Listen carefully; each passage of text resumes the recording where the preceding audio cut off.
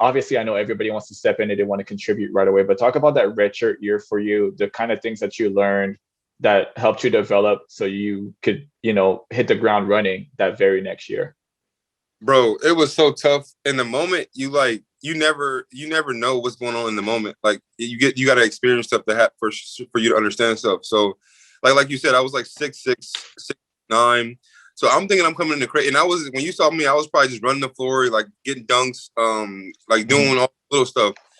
So I never thought I was going to be a back to the basket five. So when that conversation came, and Coach Mack saw something that I didn't see, and that's one thing I would credit him like forever for, is that he thought that I would be more valuable as a back to the basket five.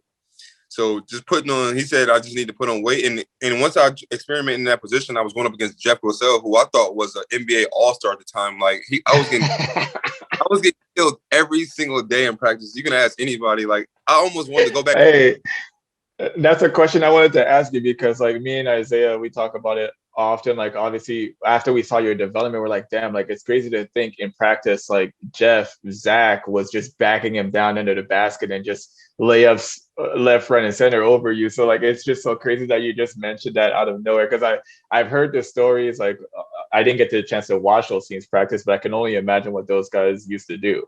Yeah, it was like the first 3 weeks was it was like getting tortured. And Coach Mack was, Coach, I was on the red team, so like the white team never supposed to lose. So he would draw a play specifically for me to get pinned down in the paint by Jeff or Zach, and so Jeff can go over Yeah. his get that hook, or so Zach can go over his left shoulder and get that hook. So I was getting tormented, but I figured out at a point that like I had to figure out why I'm here. So I like looked at Mhm. everything, looked at myself.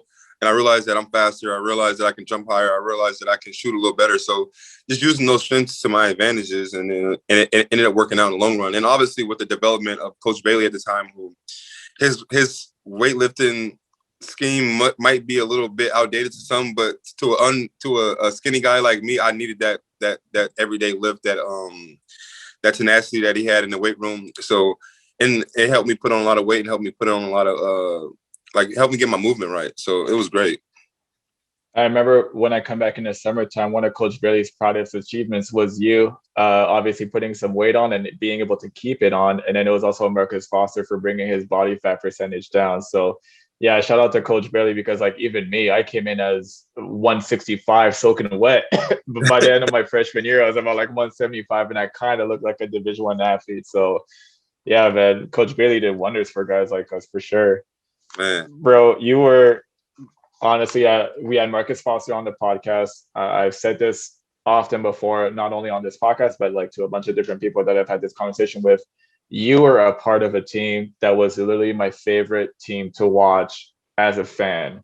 Obviously, I'm very biased with the teams that I played for. I personally think those were the best teams ever. But like as a fan, coming back and watching the team that you had with, Marcus Foster, Maurice Watson, Cole Huff, Isaiah, yourself, obviously, Kyrie. Man, that was a team like you literally couldn't keep your eyes off the screen because, like I said, at any given point, some crazy could happen. I remember that game against Wisconsin, especially near the end. I think Kyrie got this, or you got the steal and the dunk first, and then Kyrie got a steal the very next possession, and then got the N1 dunk, and then the crowd just went crazy. Talk about that specific team that year. Obviously, things didn't end up the way that you wanted to with injuries and all that stuff coming about near the end of the season. But just talk about like the feeling of playing on such a team with such a great group of guys like that. It was crazy, but even going back to like piggybacking off what you said earlier, like our scout team, bro, like we were beaten like 3 weeks. Like after I was like the last piece of the puzzle on our scout team to like everybody to get developed, I guess. After that like 4 week window, and they in that season that team was playing, our scout team, I would say, and you can quote me on this, like we were better than the team that was out. On the Like floor. Yep. like it was kind of some days that we were like we had to like kind of take it back a little bit just so like for the confidence part of everything. But bro, it was so fun just being in that environment of like everybody just wanting to be better, and in a moment you don't really notice how good we are because like you're so competitive, and like I'm going to my room every single day like damn I gotta be better, you know what I mean? Like Marcus had 10 points, 8 blocks in practice today, and Coach Mack was patting his back, and he had the food or whatever, brought him up to the office, and I'm walking back to my so just trying to. It was a fight for that type of like pat on the back. So in the moment, you really don't really think about how good you are. You're just really trying to be the best personally in your spot, so you can like bring that to the team. But it was definitely like it was fun.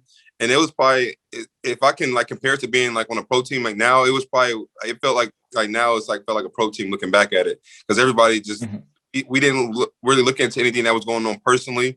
We just had relied on the fact that everybody was going to do their job when they stepped in the court. It's such a crazy team, like you said. Like it was definitely a pro team. If you look at the pros that were actually on this team, obviously you reached the NBA level, but you got Marcus Foster, who just as recently as this year is in EuroLeague. Shout out Watt for signing a contract. I think it's in Turkey now, if I'm not mistaken.